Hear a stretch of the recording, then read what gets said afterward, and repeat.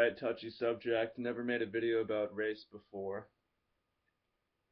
And maybe never again. Maybe this one will even get taken down.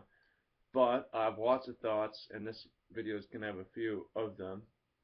For those of you guys who are curious, I'm mixed race. Mixed European, mixed Asian, named after an African American athlete. Actually, that's not a part of my race, but it gives me racial identity. I just feel really mixed, and I feel real comfortable with people from the world. You know, I've traveled a bit, um, so I don't want people to see me as being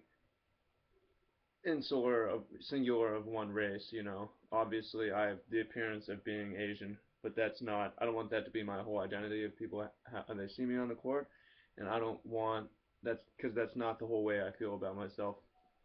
However, race is a real thing, and it can help and hurt.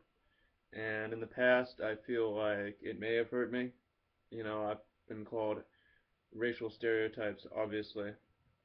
But at this point in my life, I feel like it helps me because um, there aren't as many Asians going the pro sports route, so there's fewer role models to look up to. There's fewer Jeremy Lins or whatever, especially for dunk training.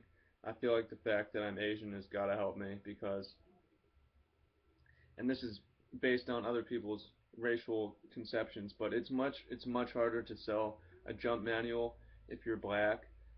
If you look at all the people selling dunk manuals, almost all of them are white people, and that's because people think that black people can naturally jump higher, and thus it's harder to sell that product, which is total bullshit because bounce is earned for everyone, and race is really not.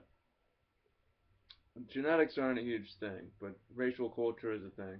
So for that, I feel that I'm pretty blessed being Asian because um, it gives me more.